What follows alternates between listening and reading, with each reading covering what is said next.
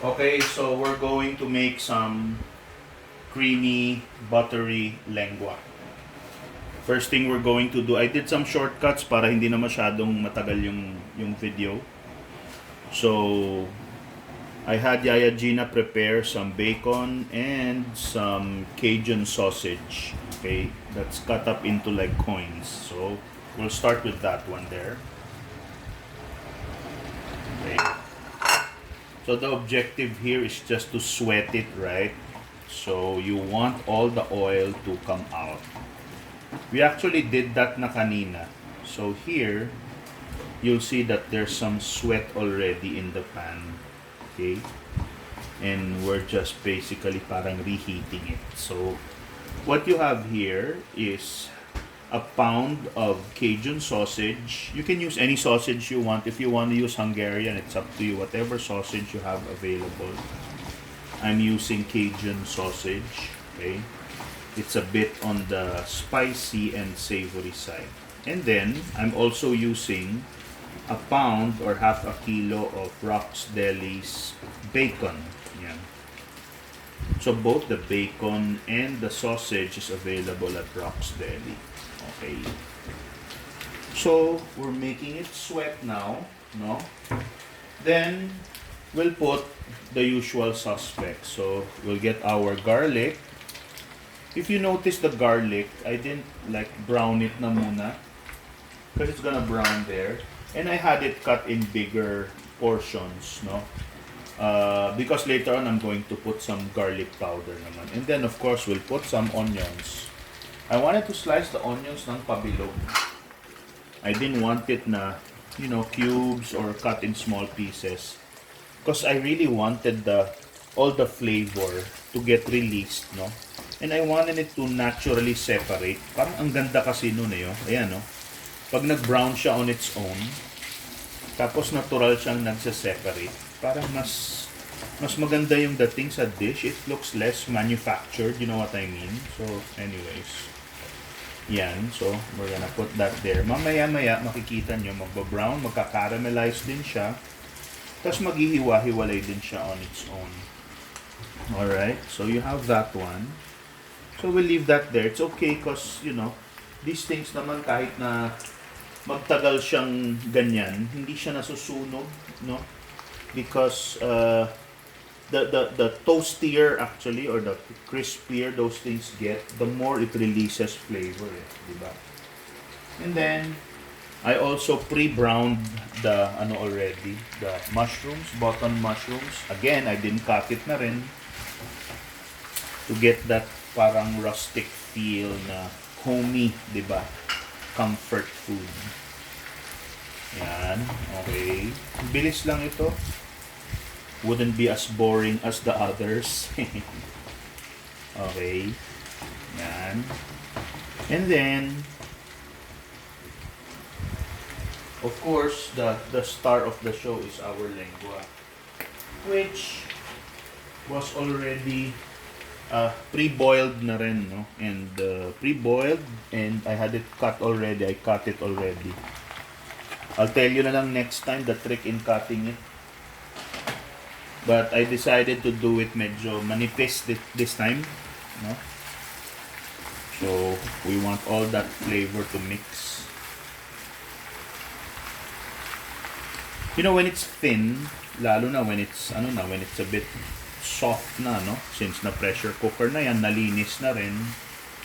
Ang dali niyang maluto.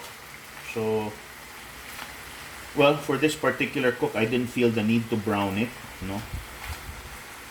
Kasi nga, I think, ayan, we have enough browning ingredients here already. It's going to happen naturally. Ayan. Okay.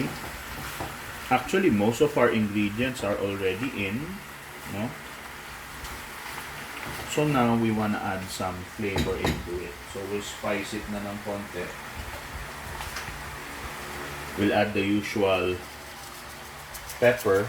I like to use cracked pepper. I don't want to use yung powder. Para medyo may crunch siya ng konti tapos kita. Then I'm gonna add a little salt. I like using rock salt kasi may character siya.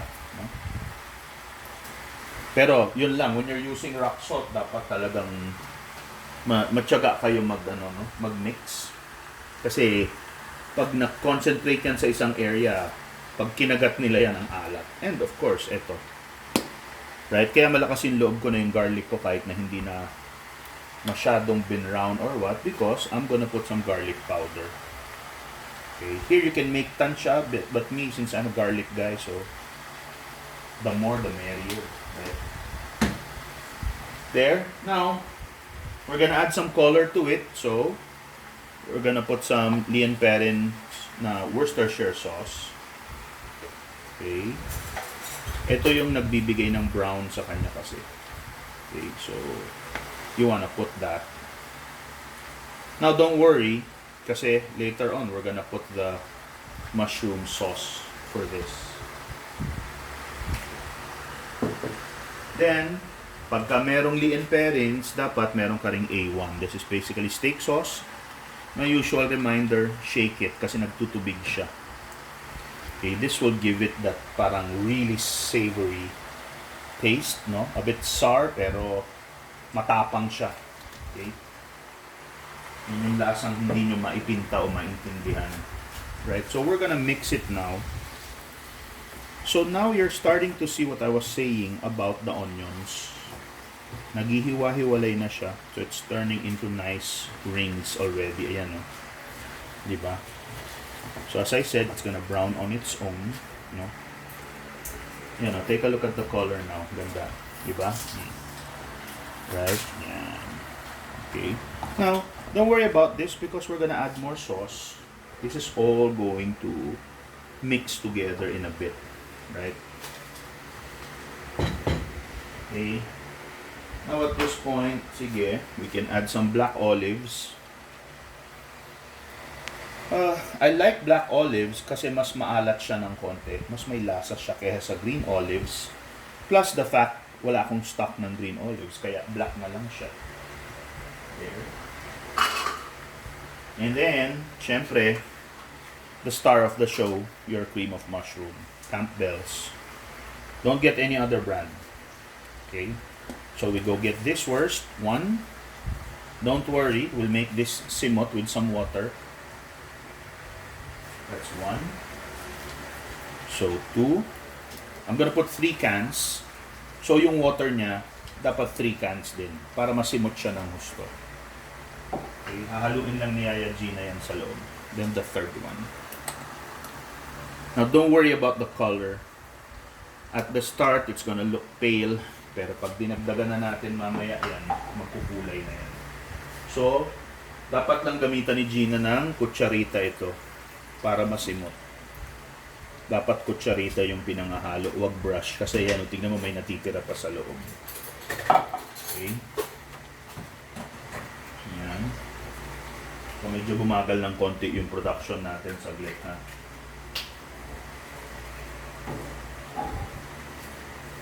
This is the second can. Lagyan na natin. Okay.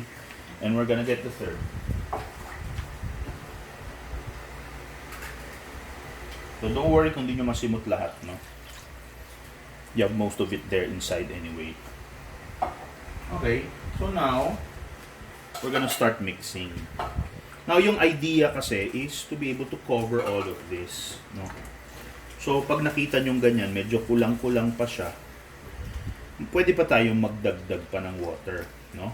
But, ayan, oh, tingnan nyo yung ilalim, nagko-color na siya ng maayos, right? Okay? Now, before we add the water, syempre meron tayong wine, di ba? Hindi ko talaga dapat gagamitin yung wine ngayon. Kaso, since binuksan na ni EG, so, kailangan magamit na siya, di ba? So, gagamitin natin yung wine. Hirap kasi maghanap ng wine ngayon. So, ito lang yung meron dun sa grocery na pumapayag magbenta ng wine. Ito yung ginamit namin. So, this is Rossi, no? That's enough. Pag sobrang dami, papangit yung kulay mo. Okay. So, this is almost okay. Then we add another water para 4 cans na siya. Yan. So, mix lang tayo, ha? Kung nakikita nyo, halos, yan. itsurang lengua na siya, di ba? But, syempre, we'll have to mix it all up. Yan. Kunin lang yun nasa ilalim. Lalagay nyo sa ibabaw. Okay. There. Now, ako, I'm not so particular pagdating dun sa, dapat yung mushroom soup niya, dapat very, yung gagamitan nyo pa ng blender at kung ano-ano na. The lumpier it is, nako, mas masarap yan. Kasi nga, it has to look homemade. Hindi naman siya restaurant style, no? Well, it can look restaurant style if you want. Pero, alam mo na, if you're confident naman about your cooking capabilities, you can actually make stuff that's better than restaurant. So, pag sinabi nilang restaurant style, minsan naiinsulto ka pa eh. Ayan. So, now it really looks like a nice lengua na, di ba? Okay. However, if you ask me, medyo maputla pa siya ng konti, no? So, ang kagandahan nito kasi, we can cover this later on. Tapos magre-reduce pa siya. Okay. So, in the meantime, lagyan na muna natin siya ng bay leaves or laurel. Okay. Now, since sabi natin kanina, kulang pa siya sa color, di ba? Gusto natin siyang maging dark pa. So, dadagdagan pa natin siya ng DN parents. You can be liberal with this kasi hindi siya toyo eh. So, hindi siya maalat. It has a very distinct flavor. Then, of course, yung sinabi ko nga kanina, dagdagan na rin natin ng A1 sauce. Kung gusto nyo maglasang parang steak yung meat. Kasi, this is ox tongue eh. So, pag ox tongue, beef yan, di ba? Pero, ang kagandahan sa tongue kasi malambot siya. Very tender. So, sure ball siya, hindi siya mahirap gawin. Parang, you can't screw it up, kumbaga. Unless, of course, medyo aanga-anga ka, hindi mo binalatan yung tongue, problema yon. Okay? So, while I'm doing this, just to give you some tips as we close, yung tongue na sinasabi ko, pagka pinakuluan nyo siya, afterwards, dapat tatanggalin nyo kasi yung yung balat niya. Yung, alam niyo yung tongue nyo, di ba? Hindi ko kayo minumura, pero yung tongue nyo, yung dila natin mismo, 'di ba? Pagka hinawakan mo siya, para siyang may texture, no? And syempre, ayaw mo namang kumain ng pagkain na parang dila din, 'di ba? Parang yuck. So, kumbaga, when you prepare the dish, dapat medyo tinatanggal mo yung mga parang butlig-butlig ba na nakikita mo sa ibabaw ng dila, tatanggalin mo yun. You just cut it off or slice it off. Skin it off. Okay? Manipis lang naman siya. Then feed it to your dogs like we did. No? And then the rest, yung matitira, yun ngayon yung gagamitin mo para sa Diba? So, actually, we're at mga 13 minutes, diba? So, sa totoo lang, 10 minutes dapat tapos na to. Kasi pinrecook na natin karamihan. But, yeah, we'll keep it within 15 minutes lang. I'll do a bit of a taste lang. Tapos, iiwanan na natin itong ganito. Hanggang sa lumapot. Okay, so, taste muna tayo. Try. So, during COVID times, pag magta-taste kayo, isang beses lang. Okay? Kung gusto nyong i-taste ng 2 beses, this is what you do. You get one, then you get another one. Okay? Pero pag nag-taste test kayo, kasi huwag nyo nang ibabalik pa doon wag nyo nang ibabalik pa doon sa pagkain yung Kinukuha mo ba ako?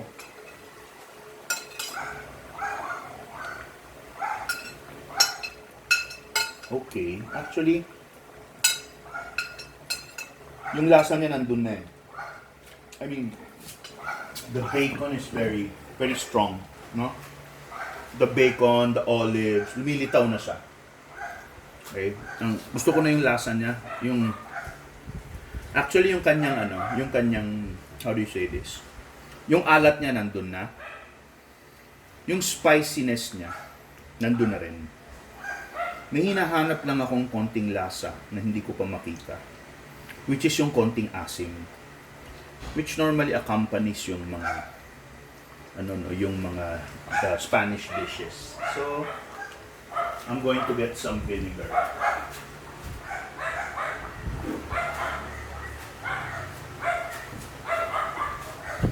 Pwede na siguro to since wala akong red wine vinegar, white wine vinegar. Pwede na yun. Lagay tayo ng konti. This gives it some character din kasi. Ayan.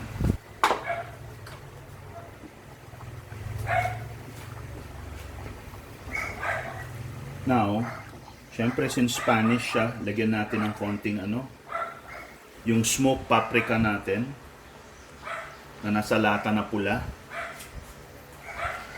para medyo mag-darken ng konti yung color. Kasi yun smoked na hot and spicy paprika. We always like to use this. So yan, lapit na siyang maubos, parang wala na nga yatang laman. But we'll see. Makikita natin dito meron pa. Ayan there. Okay. Tapos, one thing we want to do is we want to put some parsley. Kaso wala tayong fresh na parsley. So, ang gagamitin natin yung parsley na na parang spice. Meron tayo dyang parang parsley and onion. Magkasama siya. Which is this one. Ayan, Ayan, okay. So, buksan natin siya. I'm gonna put some there. Ayan, makikita nyo greenish naman siya. Para may konti kang color. Yan. Okay. So, then we'll give it a bit of a stir. We'll make sure, ayan, kaya tayo gumagamit ng ganitong klaseng sandok. Okay? Para lumabas yung sauce. Ayan. Ibig sabihin, para lumubog yung meat. Tapos, yan nakukuha mo yung sauce. Nakahalo siya sa ibabaw. Okay. So, yan, I'll give it a final para makita nyo lang yung texture niya. Ayan that's the creamy buttery lengua. Now, ganito sinabi natin buttery, di ba? So, dapat meron tayong konting butter. Yun ang final touch na kasi natin. Okay, kaya siya magiging buttery lengua. Creamy na siya sa ngayon okay? Hindi natin siya nilagyan ng kung anong Nestle cream or whatever, Kasi naturally cream of mushrooms kasi ginamit natin, di ba? So we're just now going to put some butter. Ayan, so here I'm using I think this is Queensland butter. Alam niyo ba to? May Queensland na ngayon na tawag doon. May Queensland butter na pwedeng yung buo na, alam natin na Queensland butter na sa lata di ba? So this time around, na siya, meron ng parang bloke. I really don't know my terms, my cooking terms, but at least I get the message across, right? Alright, so this is basically it, Because I'm going to cover this pa. But what I want to do is, I just want to give you one last whirl, yan, para makita nyo lang yung itsura niya, para ma-appreciate nyo. Kasi hindi ko napapakita sa inyo hanggang mamaya pa to, baka ma-bore na kayo. Ayan, but ayan kung gusto nyo kunan ng picture yan mamaya, ayan i-post nyo lang dyan, see? So you have all the laman and everything. Okay, so we're gonna do that. Tapos we're gonna cover it with this one, and I'm going to say goodbye. Thank you.